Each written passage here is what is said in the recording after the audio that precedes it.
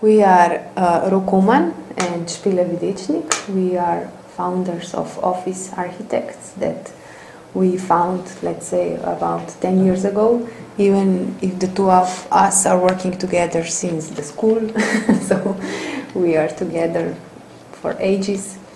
Our office is quite small. I will not say how many people we are because it's much smaller for the amount of work we do.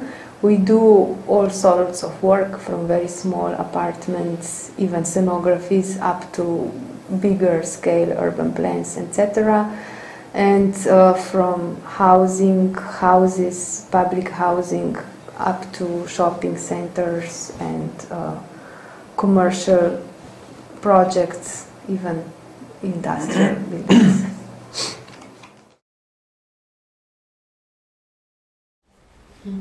We were just talking today that basically it's also about choosing the project that has the right program, because there are, so many exercises done from all over the world that basically if you don't have a very interesting program or some kind of something that comes out either of program or budget or some kind of things that are inside the brief, it's not much what you can do. We, for a very long time, we were doing social housing on the same pattern of urban pre-given kind of objects. Plan was already. Yeah. So, for example, we have several projects that have, I don't know, height of 4 to 5 floors, and then long square, a block, etc. That we couldn't do much. Just different and then the same, the same type of apartments in typology, and also in percentage how many bigger and smaller apartments you have. So basically, we feel that we invested so much investigation in facades and facades pattern that at some point we said if we got ever a project like that again, we don't know what to do anymore. Yeah. We are tired of this. So basically, we try to seek, if we can seek, of course it's not so much work given to us, that we choose also projects that already from brief and from different things is interesting in that terms. I think we are the worst example of social we are not the one to speak about I think especially in our country we are the worst of them. We are very bad social we don't socialize basically, in any way. All the projects we have, either they are result of competitions that we won without any networking, that we must say, or that actually we won some kind of private invited competitions where it was about square meters or economy, not for architectural reasons. Unfortunately, here in this country at this moment, it's no climate for talking about art, architecture, or like aesthetics. In front of investors. So basically, I would maybe be curious to ask some colleague of us, how do you do networking? But we say, okay, for now we didn't do any networking, and somehow we got work, either like this or like that, and we believe that there is certain luck anyway connected to us and to our work that hopefully it's going to keep being there in the future. There's certain problem for me, and maybe about social, because during the day, so you start the day, you start working, you said about architecture, you do it, and when you finish it, I really don't like to have and speak again about architecture with somebody. I just want to get rest, or to completely switch off the knob, and I don't want to, I want to watch Seinfeld. I don't want to hear another story about architects and this frustration we all have. So that's why also when we go somewhere or lecturing, they always they want to take us somewhere to see some architecture, and I always say, I want to have some coffee, I want to see some, you know, Real to watch life. people from this coffee shop, and if I want to see some nature, just don't show me some architecture or details, because I really don't want to see it. So.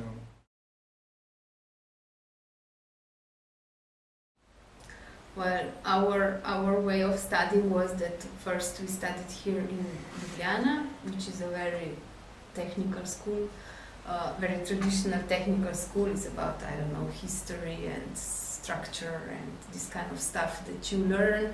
And basically, the possibilities that were offered were not very big. I mean, especially if you compare it to, I don't know, LTH Zurich or universities like that. Basically, especially at that time, we had a very bad library, even we had no computers in the school and nothing. So basically, it was all up to you. So what I would say this school gave us was that we had to rely on ourselves, and that if we wanted to really learn something, it was ourselves that we had to do. So basically, we were curious, we went abroad, we started to do competitions very early, etc. And basically, we were somehow self-learners, I would say. We went abroad, and I'm like naive painters, and they learn by themselves. Yeah. We went to study abroad. Fortunately, we got this funding, which allowed us to do that in London. And it's again difficult to say what you really learned in the school, but the whole experience gave us something. You must understand, this country is extremely small. It's only 2 million people altogether, and the whole thing is really, really provincial.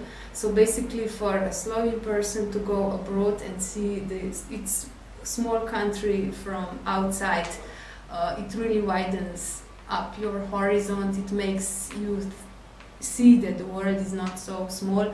It's not really that we made many contacts in London, unsocial as we are, like we explained before, but even you see that, you know, the people who really are something are just quite ordinary people in comparison to here, where everyone who's really not something thinks he's so, you know, very important, that he's unapproachable or formal or, you know, frustrated in any terms. So basically, this is what you see, that the world outside is quite small, and that nothing is really impossible.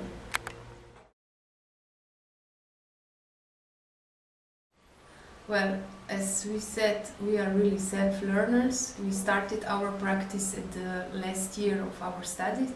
We were really lucky at that time, that was back in 97, 98, where we won 3 major competitions. He was still a student, I was just finishing, I think, that year. So basically, we learned everything somehow through work. Learned how to do, you know, practice. Economy, yeah. How to deal with the construction site.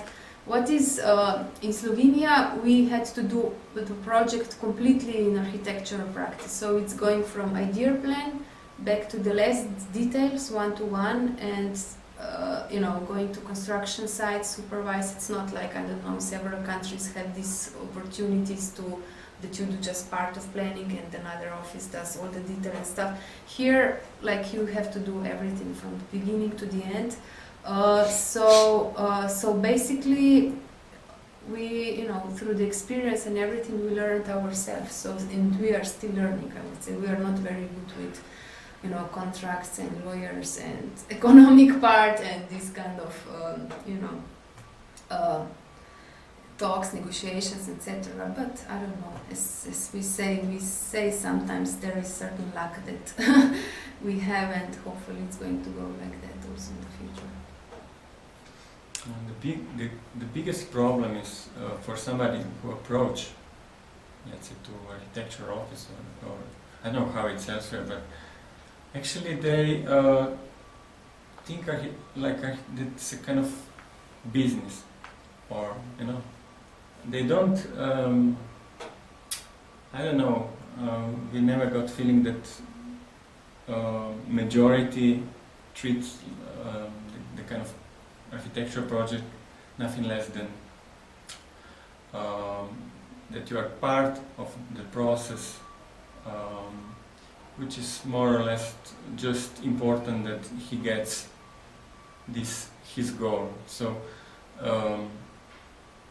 it's completely several opposition which hardly got together, and that's why in this let's say starting of democracy and all this capitalism make, I think, the peak of that kind of thinking, that I think maybe the recession was a good point which the things has to be reconsidered also from that point of view and also from architecture point of view also. So both these kind of perversions which were happening during that, let's say, 10 years of, let's say, this economic growth was kind of also the stuff which didn't quite work, let's say, this we could say about in philosophy or its thinking about the global world or everything, and also that's why the psychological problems came to in front of our let's say thinking, not just because of this awareness, but also because something has to change. So I see this maybe in a positive way, that something will have to change, that we can have a certain new quality. It's extremely important.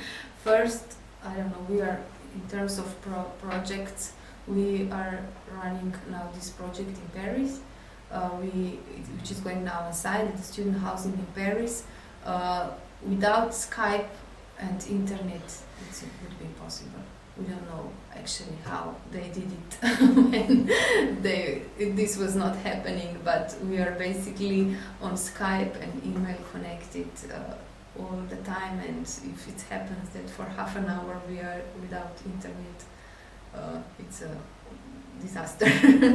So it's extremely important in projects, in everyday work, but also in terms of, especially for a small country like Slovenia, we are not in New York or in London, we are here in Ljubljana, which is like complete out of any big happening in terms of architecture or in terms of global impacts.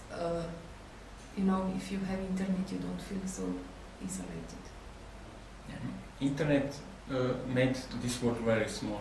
Yes. In just it doesn't matter global, where yeah. you are. Yeah. Yeah. So this is really positive that these distances didn't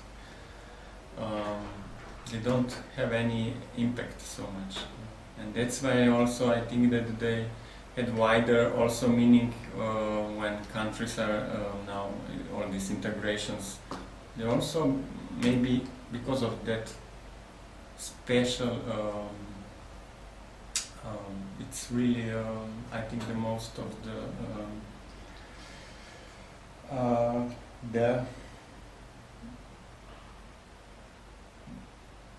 the biggest invention in this century, because I think it changed the minds, how it's working. All the processes really everything was redefined in several years just because of that fact. So. It's amazing.